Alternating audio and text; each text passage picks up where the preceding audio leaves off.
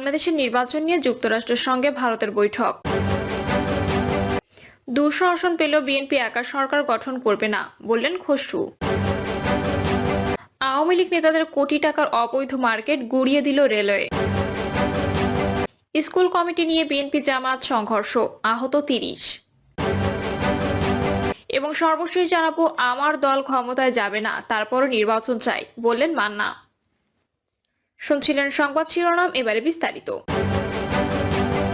বাংলাদেশের নির্বাচন নিয়ে যুক্তরাষ্ট্রের সঙ্গে ভারতের বৈঠক।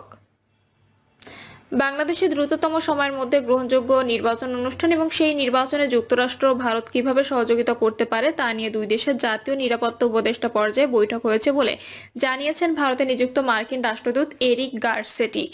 এরিক গারসেটি মত বিনিময় সভায় জানান, 6 জানুয়ারি যুক্তরাষ্ট্রের জাতীয় নিরাপত্তা বিষয়ক উপদেষ্টা জ্যাক সুলিভান এবং ভারতের জাতীয় নিরাপত্তা বিষয়ক উপদেষ্টা অজিত দোভালের মধ্যে হয়েছে একটি বৈঠক এবং সেই বৈঠকের বড় অংশ জুড়ে ছিল বাংলাদেশ এবং এর সম্ভাব্য নির্বাচন। তিনি বলেন, আমি নিজে সেই বৈঠকে উপস্থিত ছিলাম, আলোচনায় অংশ নিয়েছি। বাংলাদেশ ইস্যুতে আমাদের আলোচনার মূল বিষয় ছিল নির্বাচন, কিভাবে দ্রুততম সময়ের মধ্যে বাংলাদেশে একটি গ্রহণযোগ্য নির্বাচন হতে পারে এবং এক্ষেত্রে যুক্তরাষ্ট্র এবং ভারত কিভাবে বাংলাদেশকে সহযোগিতা করতে পারে, এ নিয়ে মূলত আলোচনা হয়েছে। এছাড়া আলোচ্য সূচিতে বাংলাদেশের সংখ্যালঘুদের নিরাপত্তার ইস্যুও ছিল। উল্লেখ করে রাষ্ট্রদূত বলেন, বিদায়ী প্রেসিডেন্ট জো বাইডেন এবং পরের প্রেসিডেন্ট ডোনাল্ড ট্রাম্প দুজনই বাংলাদেশের সংখ্যালঘুদের অধিকার ও নিরাপত্তার ব্যাপারে গুরুত্ব আরোপ করেছেন। আসলে আমরা সবাই বাংলাদেশকে একটি স্থিতিশীল, উন্নয়নমুখী এবং সহনশীল দেশ হিসেবে দেখতে চাই। 200 আসন পেলেও বিএনপি একা সরকার গঠন করবে না, বললেন খসরু। বিএনপির স্থায়ী কমিটির সদস্য আমির খসরু মাহমুদ চৌধুরী বলেছেন, বিএনপি সহ 42টি দল মিলে 31 দফা করা হয়েছে। 200 আসন পেলেও বিএনপি একা সরকার গঠন করবে না, কারণ জাতীয় সরকারের মাধ্যমেই এই 31 দফা বাস্তবায়ন করতে হবে। খসরু বলেন, বিএনপি একা নয়, 42 দল একসঙ্গে সরকার গঠনের আন্দোলন করেছে। অনেক ত্যাগের বিনিময়ে আজকের এই পরিস্থিতি। সরকার পতনের আন্দোলনে ছাত্রদের ভূমিকা সবচেয়ে বড়। উল্লেখ করে বিএনপির এই নেতা বলেন, আন্দোলনের অন্য অংশীজনদের অবস্থান খাটো করে দেখা যাবে না। আন্দোলনের কৃতিত্ব নিতে গিয়ে যেন ভেদাভেদ সৃষ্টি না হয় সেজন্য সবাইকে সতর্ক করেন তিনি। আগামীতে জনগণের অধিকার আদায়ে সবাইকে ঐক্যবদ্ধ থাকারও আহ্বান জানান আমির খসরু মাহমুদ চৌধুরী। এই বিএনপি নেতা বলেন, আমরা কয়েক বছর ধরে রাষ্ট্র কাঠামো ঠিক করতে কাজ করছি। বাংলাদেশ অন্য দেশের মতো সাম্প্রদায়িক হবে না। তিনি আরো বলেন, জিয়াউর রহমান মেধাভিত্তিক রাজনীতিতে জোর দিয়েছিলেন। বিএনপি এখনো সেই পথে হাঁটছে। তবে আগামীর বাংলাদেশের তরুণদের অংশগ্রহণ সবচেয়ে গুরুত্বপূর্ণ বিষয় হবে। আওয়ামী লীগ নেতাদের কোটি টাকার অবৈধ মার্কেট গুড়িয়ে দিল রেলওয়ে। লালমনিরহাটে আওয়ামী লীগ নেতাদের কোটি টাকার অবৈধ মার্কেট গুড়িয়ে দিয়েছে রেলওয়ের ভূ সম্পত্তি বিভাগ। অভিযানে লালমনিরহাট জেলা আওয়ামী লীগ সাবেক প্রচার সম্পাদক প্রয়াত জহুরুল হক মামুন ও জেলা আওয়ামী লীগের সাধারণ সম্পাদক অ্যাডভোকেট মতিয়া রহমানের ভাতিজা সাবেক ছাত্রলীগ নেতা এরশাদ হোসেন জাহাঙ্গীরের দখলে থাকা এসব মার্কেট ও 17টি ফলের দোকান উচ্ছেদ করা হয়। রেলওয়ের ভূ সম্পত্তি বিভাগের স্থানীয়রা জানান, বিডিআর গেট লালমনিরহাট শহরের সবচেয়ে ব্যস্ত এলাকা, ব্যবসা বাণিজ্যের প্রাণকেন্দ্র খ্যাত এই এলাকা যানজট সড়কের পাশে কিছু জায়গা উন্মুক্ত রাখে রেলওয়ে। সেই উন্মুক্ত জায়গায় অবৈধভাবে গড়ে তোলা হয় মার্কেট প্লেস, দোকানপাট। পরে সেখানে 1-11 সময় যৌথ বাহিনী সবকিছু গড়িয়ে দিয়ে দখল মুক্ত করে। এরপর আওয়ামী লীগ সরকার ক্ষমতায় এলে দলের প্রভাব খাটিয়ে রেলওয়ে সেই জায়গা দখলে নেন। লালমনিরহাট জেলা আওয়ামী লীগের সেই সময়ের প্রচার সম্পাদক জহুরুল হক মামুন ও জেলা আওয়ামী লীগের সাধারণ সম্পাদক অ্যাডভোকেট মতিয়া রহমানের ভাতিজা সাবেক ছাত্রলীগ নেতা এরশাদ হোসেন জাহাঙ্গীর। দখলকৃত জায়গা ভাগাভাগি করে সেখানে তারা বিশাল মার্কেট গড়ে তোলেন। জহুরুল হক মামুনের মৃত্যুর পর মার্কেটটি তার পরিবারের দখলে থাকে। সেই থেকে কয়েক দফায় অবৈধ স্থাপনা সরাতে চিঠি পাঠায় রেলওয়ে, কিন্তু ক্ষমতার প্রভাবে অদৃশ্য শক্তির কবলে সেই চিঠি আর আলোর মুখ দেখেনি।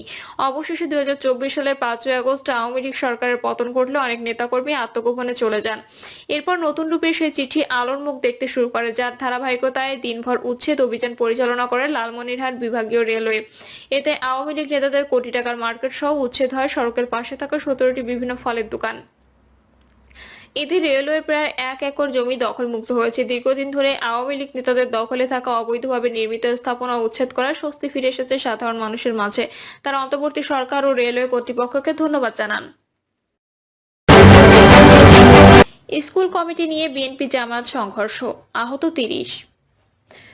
কুষ্টিয়া মিরপুরে একটি মাধ্যমিক বিদ্যালয় পরিচালনা পর্ষদের কমিটি গঠনকে কেন্দ্র করে বিএনপি ও জামায়াত ইসলামী নেতাকর্মীদের মধ্যে সংঘর্ষ হয়েছে। এতে অন্তত 30 জন আহত হয়েছেন। আহতরা কুষ্টিয়া জেনারেল হাসপাতাল ও মিরপুর উপজেলা স্বাস্থ্য কমপ্লেক্স হাসপাতালে চিকিৎসাধীন রয়েছেন। আহতদের নিজেদের নেতাকর্মী ও সমর্থক বলে দাবি করেছেন জামায়াত। কুষ্টিয়া জেনারেল হাসপাতালের 10 নম্বর ওয়ার্ডের দায়িত্বরত চিকিৎসক আবিদ হাসান জিসান বলেন, আহত অবস্থায় তারা কুষ্টিয়া জেনারেল হাসপাতালে ভর্তি হয়েছেন, চিকিৎসা চলছে। স্থানীয়রা জানান, মিরপুর উপজেলা বুড়াপাড়া মাধ্যমিক বিদ্যালয়ের পরিচালনা পর্ষদের আহ্বায়ক কমিটি গঠন করা নিয়ে বিদ্যালয়ে মিটিং চলছিল। কমিটির আহ্বায়ক প্রার্থী ছিলেন আমলা ইউনিয়ন জামায়াতের আমির নাসিম রেজা মুকুল ও স্থানীয় বিএনপি নেতা নাসির উদ্দিন। জামায়াতের নেতা মুকুল হোসেন প্রার্থী হওয়ার পর থেকে বিভিন্নভাবে হুমকি ধমকি দিয়ে আসছিলেন বিএনপি নেতা নাসির ও তার লোকজন। কয়েকদিন পর উভয় পক্ষের মধ্যে উত্তেজনা চলছিল। এক পর্যায়ে বিকেলে উভয় পক্ষের লোকজন সংঘর্ষে জড়িয়ে পড়ে, এতে অন্তত 30 জন আহত হন। আহতরা হলেন স্কুল কমিটি নিয়ে বিএনপি নেতা নাসির আহমেদের উপর হামলা করেছে। হত্যার উদ্দেশ্যে পূর্ব পরিকল্পিতভাবে নাসির ও তার লোকজন অস্ত্রশস্ত্র নিয়ে হামলা করে।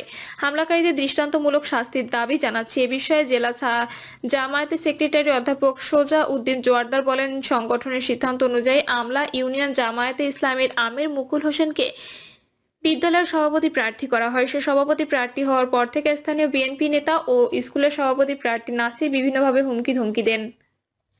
এর প্রতিবাদে স্কুল মাঠে একটি প্রতিবাদ সমাবেশের আয়োজন করে জামায়াতে ইসলামী প্রার্থী। এর সময় পূর্ব পরিকল্পিতভাবে হামলা করেন বিএনপি নেতাকর্মীরা। নাসিরের নেতৃত্বে শতাধিক লোকজন অস্ত্রশস্ত্র নিয়ে হামলা করেন, এতে আমাদের নেতাকর্মীরা আহত হয়েছেন। হামলাকারীদের দৃষ্টান্তমূলক শাস্তির দাবি জানায়। এ বিষয়ে অভিযুক্ত বিএনপি নেতা ও স্কুলের সভাপতি প্রার্থী নাসির উদ্দিন এবং বিএনপি নেতাদের সঙ্গে যোগাযোগের চেষ্টা করলেও তাদের পাওয়া যায়নি। মিরপুর থানার ভারপ্রাপ্ত কর্মকর্তা মমিনুল ইসলাম বলেন, স্কুল কমিটি নিয়ে বিএনপি ও জামায়াতের নেতাকর্মীদের মধ্যে সংঘর্ষের ঘটনা ঘটেছে। খবর পেয়ে পুলিশ ঘটনাস্থলে পৌঁছে পরিস্থিতি নিয়ন্ত্রণে আনে। আহতদের উদ্ধার করে হাসপাতালে ভর্তি করা হয়েছে। এলাকায় উত্তেজনা থাকায় পুলিশ মোতায়েন করা হয়েছে। বর্তমানে পরিস্থিতি স্বাভাবিক হয়েছে।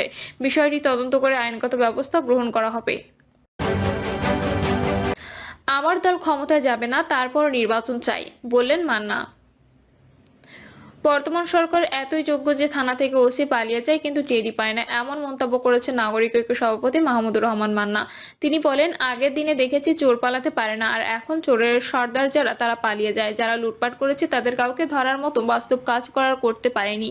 আমরা গণতন্ত্রের জন্য ভোট চাই, আমার দল ক্ষমতায় যাবে না, তারপরও ভোট চাই। মাহমুদুর রহমান মান্না বলেন, আমরা সংস্কারের কথা বলেছি এবং আমরা সংস্কার চাই। এই সরকার সংস্কারের কথা বলেছে। একটা অনির্বাচিত সরকার, বিশেষ একটা পরিস্থিতিতে গড়ে তোলা সরকার। একটা সরকার থেকে আরেকটা সরকার বানাতে যে সময় লাগে, সেই মধ্যবর্তী সময়ের জন্য তারা সরকার, ওই সময়ের মধ্যে যতখানি যা করা যায় তারা সেটা করবেন, কিন্তু তারা গরিব মানুষের কল্যাণে আজ পর্যন্ত একটা কাজও করেনি। অন্তর্বর্তী সরকারের প্রধান উপদেষ্টা ডক্টর ইউনূসকে উদ্দেশ্য করে তিনি বলেন, IMF বাংলাদেশকে 640 কোটি কিংবা 670 কোটি ডলার দেবে। টাকা পাওয়ার বদলে তারা 100 পণ্যের উপরে ভ্যাট ট্যাক্স বাড়াতে বলেছে।